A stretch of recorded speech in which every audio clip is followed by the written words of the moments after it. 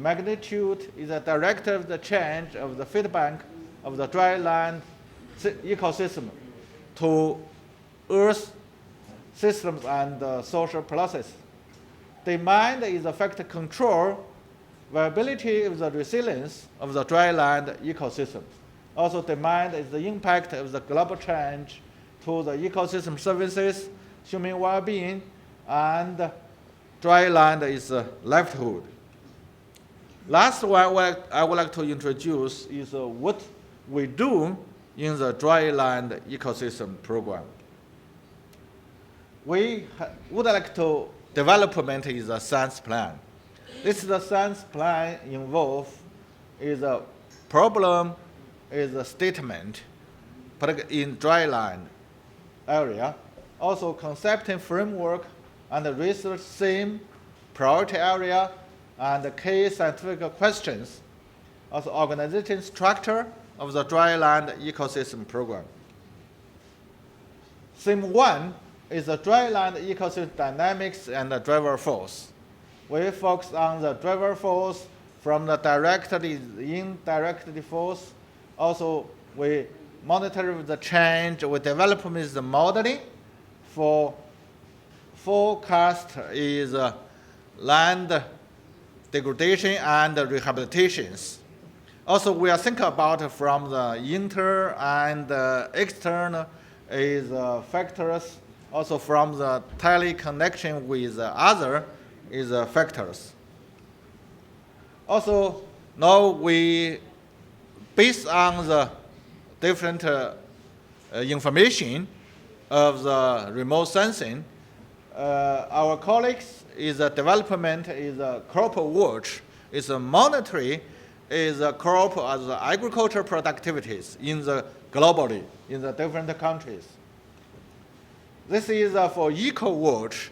It's a eco monitoring is an ecosystem from the forestry, the bush and the grassland, is a wetland, is the characteristics of the ecosystem structure, function, some index.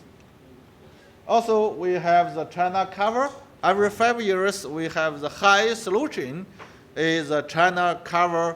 Is a map. Is the produce. Professor Wu will give you a detail about. This is also is a case study. Is the grazing. It's a monitoring. This is the shape on the grassland. You can find is a monitoring can be for the detail. Is a grazing is a distance. Is the same tool is the change of the dry land ecosystem structure and function. We are focused on the structure function interaction. Also, is a biodiversity ecosystem is a multiple function. Also, ecosystem stability and resilience is an interaction in 3 parts of the and different driver force. Also, we have the facility based on our Chinese Ecosystem Research Network, which is a national monitoring research and demonstration for ecosystem management is a network. Many of the sites is located in the dry land area. You can find from the North China to Northwestern China. We have many sites from the dry land, from the agriculture, also from the desert, some of the ecosystems. This is give an example for eco-hydrology process observation facility in the different sites. Also, this is a desert, is a size, is a monitoring, is a water cycling, in the for size observation. This is the vegetation change after fixation and the sanding domes. After the 50 years is rehabilitation, you can find is active sanding domes is fixed. Some is a plant is a community, very stable. Also, we develop some sites collaboration with Central Asia is countries. This is an example in the Kazakhstan is a site is a monitoring dry land ecosystem is a change. Also, we have some the international collaboration with climate change for global dry land, for flux tower, for carbon, nitrogen, and water cycling. This is a regional group of the dry land is a flux sites for global dry land analysis. Is the same three. We are focused on the dry land ecosystem services change with the human well-being. Also, we have the three is the questions. Is the ecosystem services assessment, is the ecosystem services integration, and is the interaction. For example, is the trade-off analysis, also linked with the ecosystem services and human well-being. This is a challenge to maintain sustainable ecosystem services, particularly in the dry land area. We have to face desertification, climate change, fair grazing, observation, non-native species for the restoration, something like. We development some systems for assessment in the Chinese dryland ecosystem. In Terres is a plateau for assessment ecosystem services change. Also is Optime is the planning for ecosystem trade-off analysis and integrations. Also, we are studying is trade-off ecosystem services is flown from the different area from the upstream to the downstream.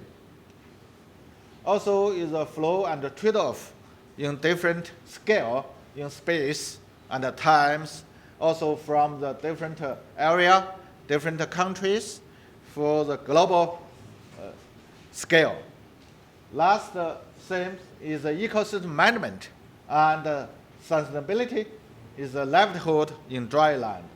We are focused on ecosystem management. This is a case study most from the best practice. We select is a case study from the 5 is a dry land is a region. Africa is important is a regions where will be selected. Some is a best practice for impact is the livelihood is adaptation for climate change.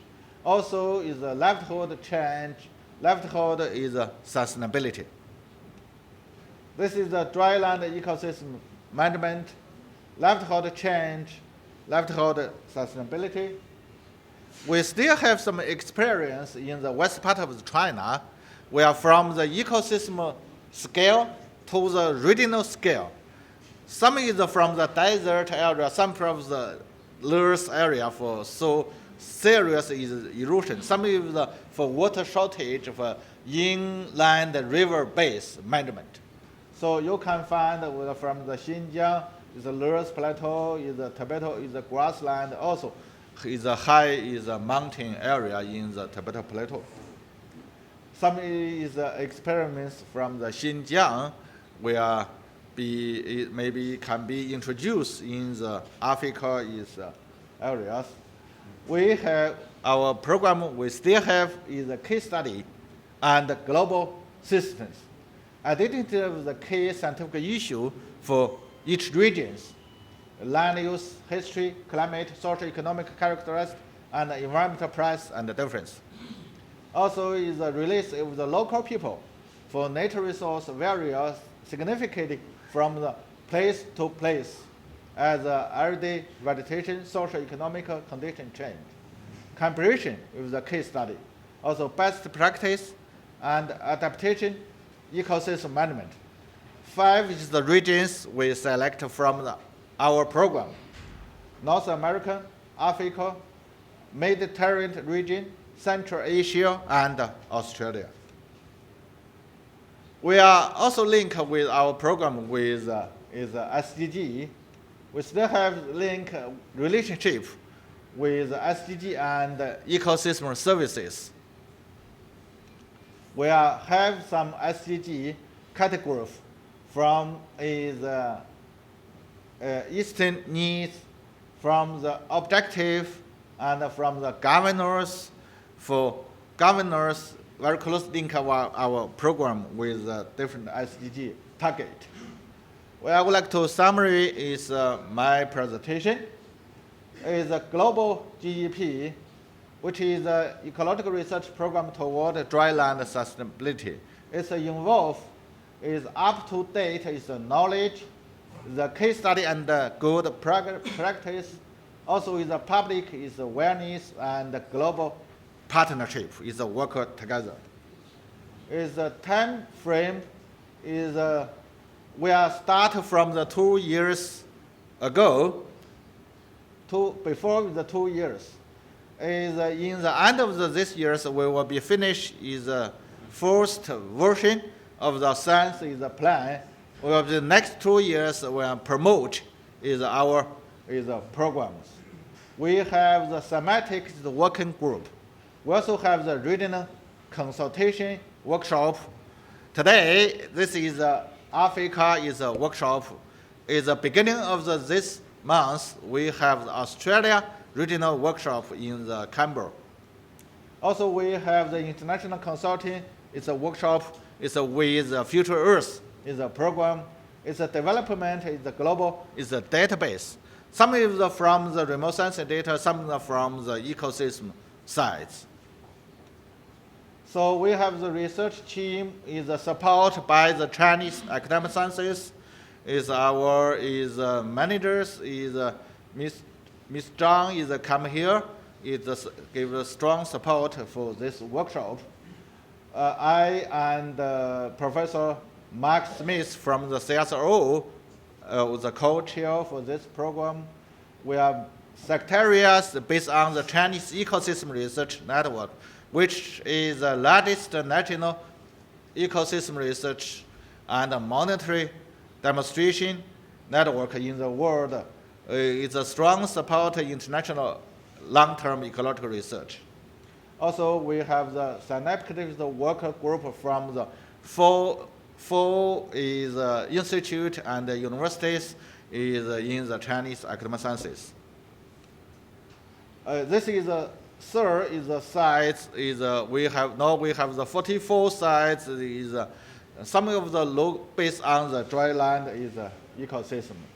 Thank you very much for your attention. I hope to all of you is join hands for the future is a collaboration with us promote this program. Thank you. Thank you very much.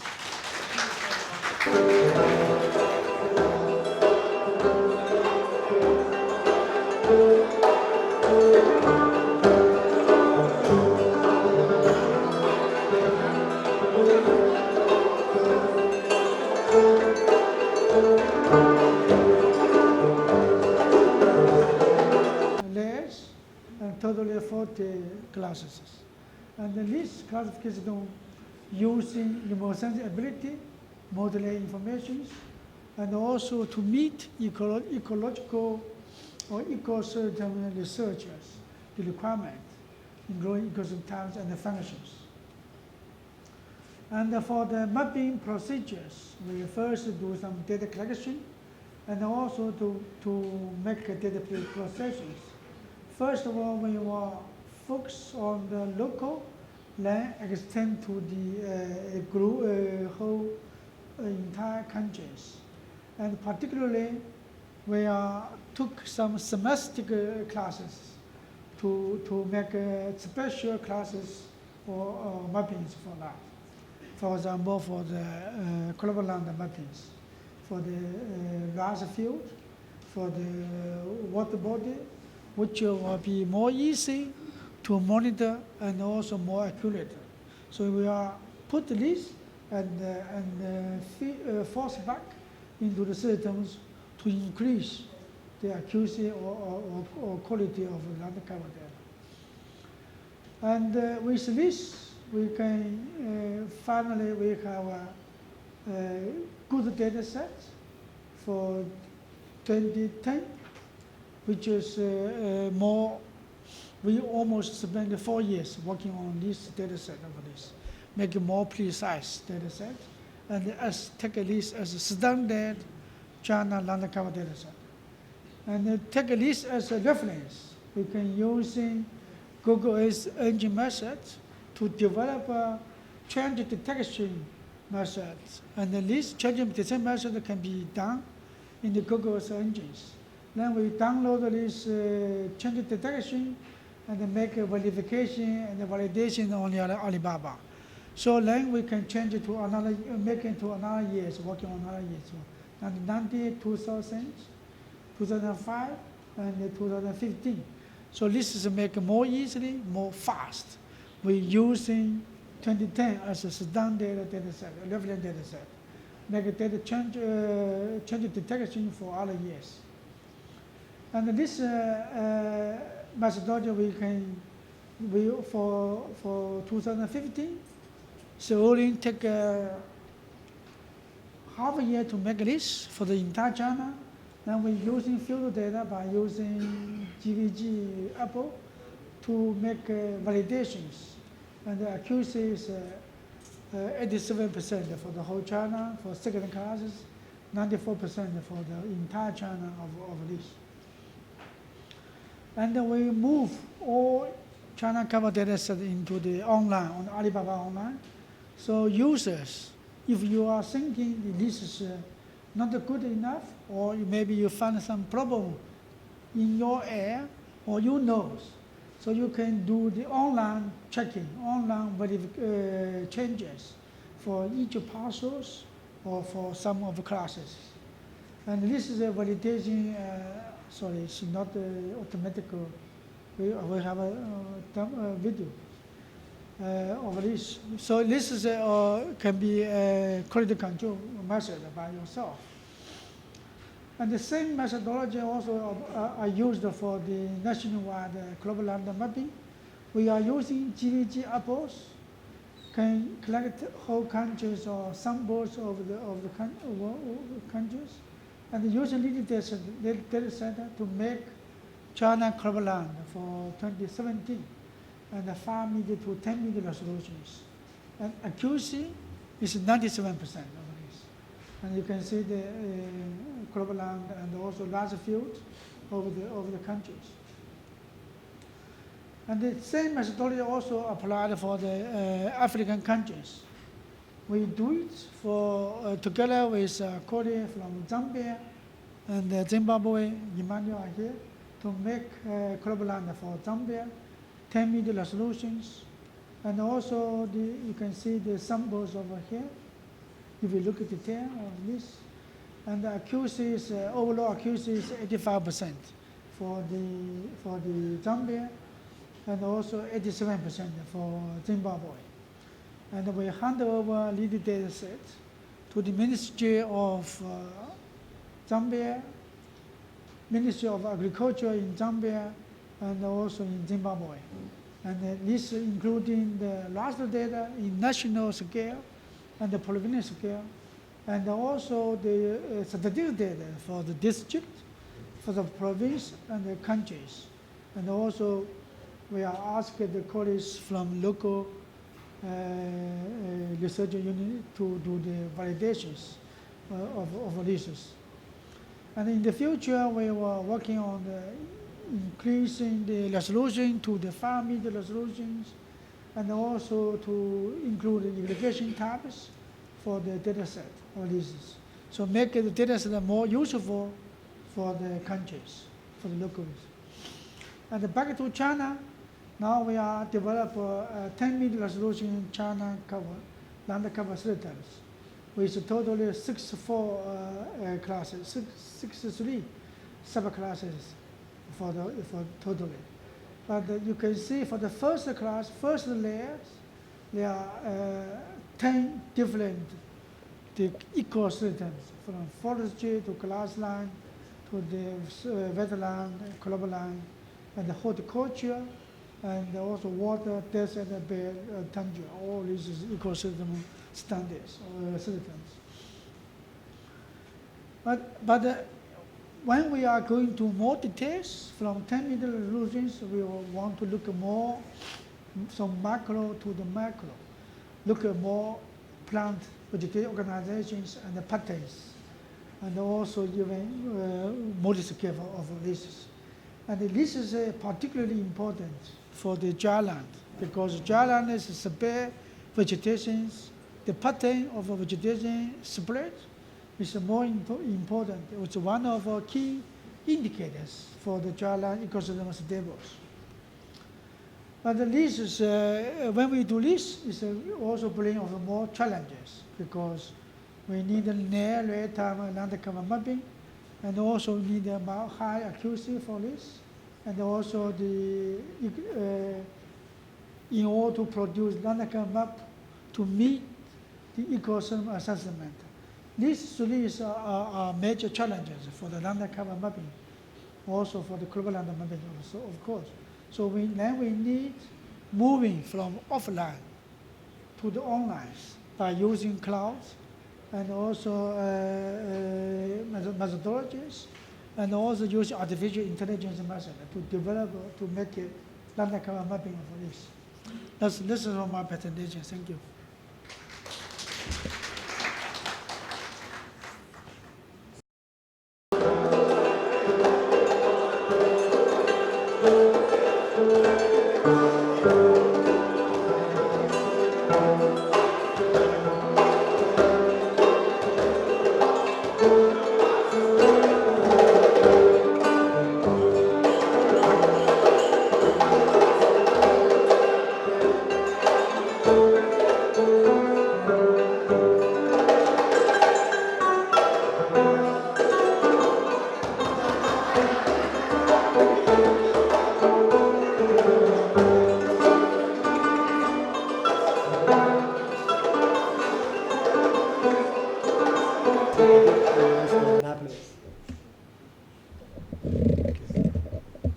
First, before I start, I want to thank all the meeting organizers for the hard work to make this happen and to give me the opportunity to present our work. So the research work in my group is ecohydrology. So basically, we are looking at the three-way interaction between vegetation dynamics, soil process, and water cycle. So the three-way interaction is influenced by atmospheric condition, also by human activity. So we're looking at the three-way interaction ranging from individual plant scale to global scale. So besides Professor Wen Wuzhao's hospitality, the reason I'm here because I have a long-term involvement in research in Africa. For example, in my PhD from University of Virginia, I did quite a bit of research in Botswana, Zambia, in southern part of Africa. And in my postdoc in Princeton, I did quite a bit of field research in Kenya, in East Africa. And currently, as a faculty member in Indiana, I did quite a bit of field observation in Namibia. So, but for today, I only focus on a small portion of our research work. That is about non-rainfall research. So basically, I'm talking about the fog and the dew. As we all know, dryland is a very important system. It supports more than 1/3 of the global population. It support. I don't want to, if you can speak less loudly so that the translation Okay. could be. Sure. All right. So yeah, it supports more than 2 billion people. So also what we all know is actually besides the total size of the population, actually dryland population, the increase rate is actually for most countries is actually higher than the global average. Because of that, actually that's cause different issues. For example, we know there are different estimates, but some estimates about 70% of the global dryland are subject to global desertification problem.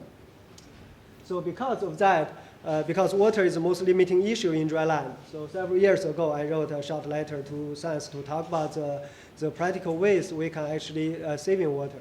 So from the water supply point of view, we talk about we should actually focus on different technology harvesting rainfall efficiently to be able to supply the water resources. Also, we talk about water loss because water loss is unavoidable. So we are talking about we should actually maximize the water loss through productive water loss, which is the transpiration. So this actually is the two guidelines for many of my research work. But for today, I focus on the water supply part, talk about the non-rainfall water. So this is a global synthesis I did, talk about global research on dryland, on fog and dew. So I focus on fog and dew because I think non-rainfall water is the least studied component of hydrological system anywhere, especially in dryland.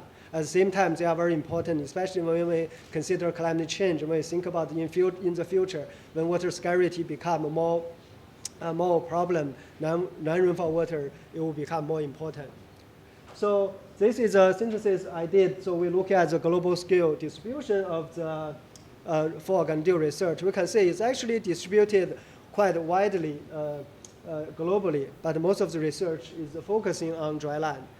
Although with some of the progress, we still have a lot of important questions people don't know. For example, where all this water comes from. So for some places like Namib Desert, for the place as I studied is a coastal desert, right?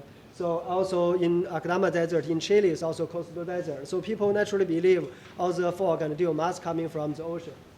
But we all know for many of the deserts like Atacama Desert, Namib Desert, Matagirian Desert in China, there are vast groundwater underneath the desert. So we are looking at the possibility groundwater contribution of fog and dew contribution.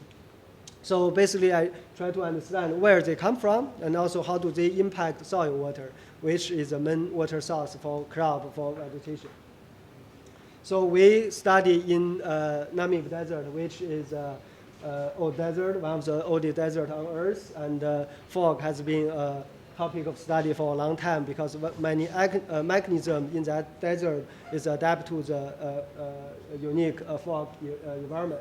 So we use isotope as a tool to trace the source of fog and dew. So essentially what we are looking at is if you put oxygen and hydrogen on X and Y axis, if you collect all the rainfall from origin to the rainfall side, you'll get a global water line. And for most of the side, besides the global water line, you also have a local water line. So that means if the fog sample are sitting on the global water line, they come from the ocean. If they're sitting on the local water line, they are actually come from local sources. So this is a quick result. So when we look at the Namib Desert fog, we can see there are three groups. The blue dots, actually, they are coming from the ocean. They located on the global water line. And also the purple dot, they are sitting on the local water line. They are actually come from the desert itself. It's actually locally generated. And some of the fog actually is a mix from both, has both ocean and the local origin. So dew is very similar. Basically, you have different groups. Some come from the ocean, some from locally generated, some are locally generated. So if we extend the fog line, we can actually say we can go to the dew line. That's actually further supporting the evidence that fog and dew could come from local source. So this is very surprising because, like I said, most of people believe fog and dew in Namib Desert actually come from the ocean. That's actually the first time we show that's not exactly the case. Some of the fog and dew are generated by desert itself. So this is a work by my PhD student, Farai Kasaki. So we published this in Science Advance a couple years ago. So next, we want to quickly look at what's the impact of fog on soil moisture. So first, we actually look at the statistical distribution of fog. This is important because that will determine how can we model them in the future. So we can see actually fog in different places, the fog Poisson distribution. That's very good. We can use a classic statistical framework to model fog impact on soil moisture. So we actually we modify the input term. We can put that into the framework, and we can actually model the impact of fog on soil moisture dynamic. So in general, you can see we can actually simulate the soil water dynamic very well, and actually that's the first time people use modeling approach to model the soil moisture response to fog. And because the model results is good, we can then make future predictions. So right now we are doing some a larger scale study. We're looking at from a satellite point of view whether we can actually see the impact of fog on vegetation. So we use a multiple data set, different satellite data we can looking at. There is a preliminary result, but it's very encouraging. Actually, we can see based on the different satellite, we can actually see there's some response from fog on vegetation dynamics. So lastly, I just want to emphasize some other work we are doing right now. So one of my PhD students is doing, we are developing some new ways to monitor drought. So on the on the left, that is the US drought monitoring. That is basically standard drought monitoring data from US. It's only available in US. And there are different existing drought index already existing in literature. So the new drought index we have is colored by the green box. So basically you can see when compared with the reference drought data, we actually compare much better than most of the existing drought index. And we also developed two versions. One is rely on station data. One doesn't rely on station data, which is very applicable to many regions. Doesn't have field data. For example, like in Africa, some places we don't have field data. But actually, we have a two independent approach. We can actually show drought. We can monitor drought very accurately, even in places like in Africa. I think this is a very timely research, and actually Nature agreed with us as well. Last week, Nature has an editorial talk about drought has been very important, but we have very few research about drought, so actually more people should study drought. So with that, I just want to thank all our funding sources for this work and for my group member to doing the work. And I guess I will take questions later on. Thank you very much.